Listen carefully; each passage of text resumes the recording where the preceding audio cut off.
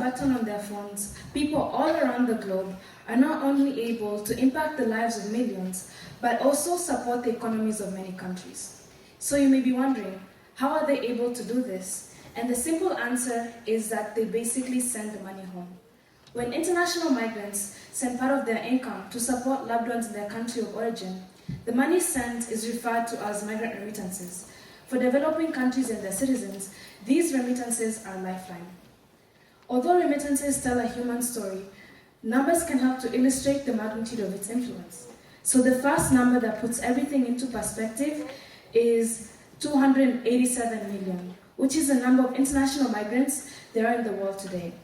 These migrants make up 3.6% of the global population, and if there was a country made up entirely of migrants, it would be greater in population than Indonesia and the fourth most populated country in the world.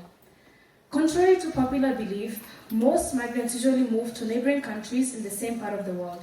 This means that migrants are more likely to move from one developing country to another developing country.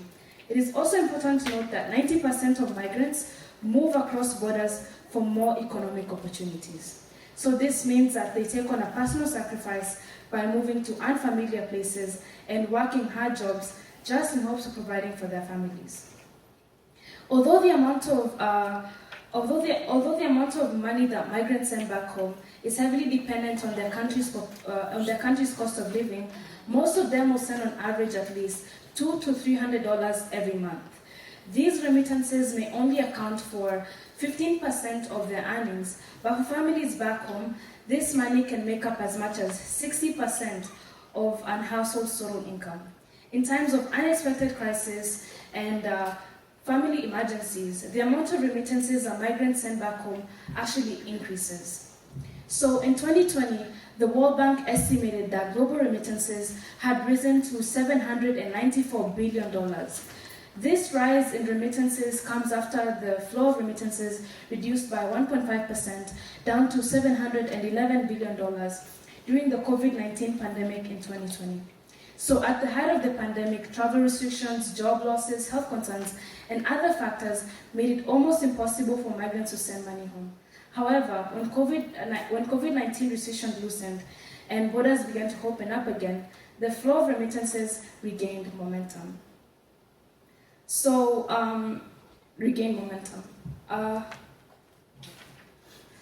For some developing countries, remittances actually exceed the amount of money that they receive from either the foreign direct investment and official development aid. And unlike private capital, which is often motivated by profit and stalls during times of economic or political hardship, remittances actually rise to aid these communities that are suffering. And when official aid is hard to administer, remittances are usually the first source of help to arrive. So last year, India and Mexico received more remittances than any other country in the world. India received an all-time high of $100 billion, while Mexico followed suit, receiving $60 billion from remittances. And in some developing countries, remittances flows actually depend on, in some developing countries, they heavily depend on remittances to boost their GDP. And in 2022, the World Bank estimated that 15% of the remittances received account for 15% of the GDP of 25 countries. So in Togo, a country primarily known as a tourist destination, remittances accounted for over 50% of its GDP.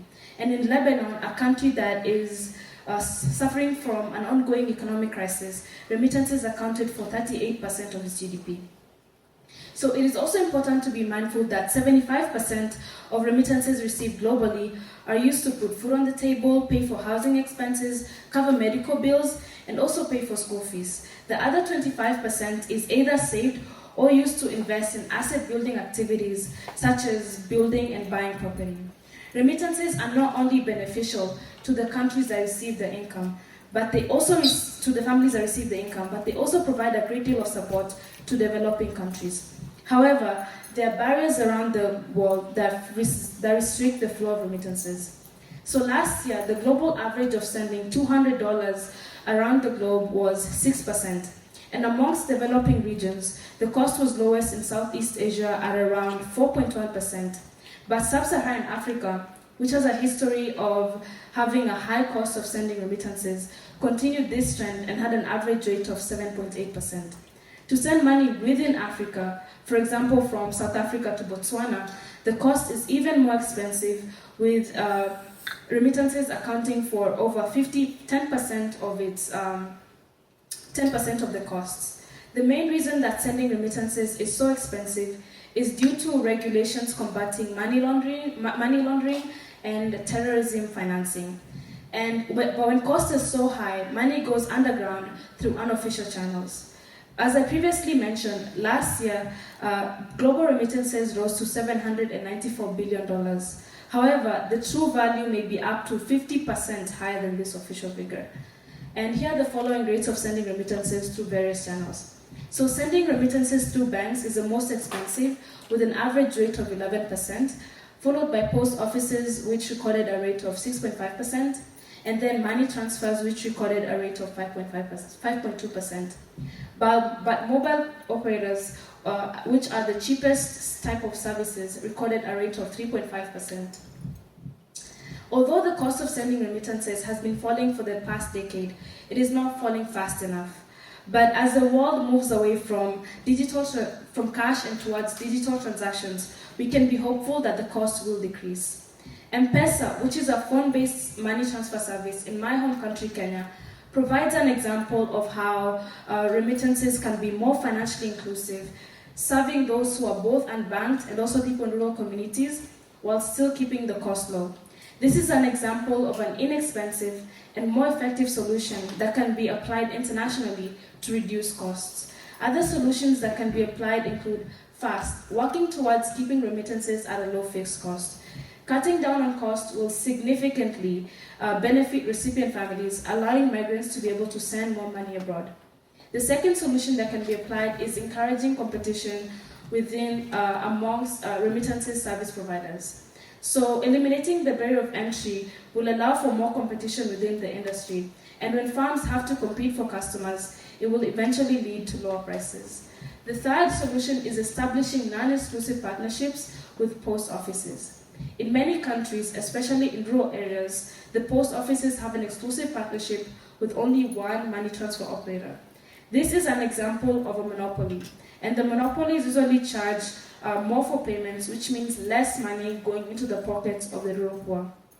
The last solution that can be applied is relaxing regulations on small remittances.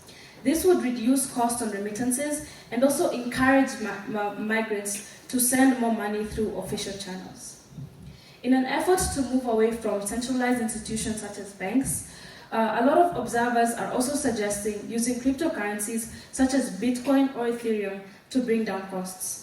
However, Bitcoin have a history of being volatile and may be too confusing for senders to use them. But if cryptocurrencies become more reliable, they have the ability to transform the entire process of sending remittances, making it more reliable and also more effective. In developing countries, households that receive remittances have reduced child mortality and malnutrition rates. Additionally, remittances also raise school enrollment, which in turn increases the school completion rate.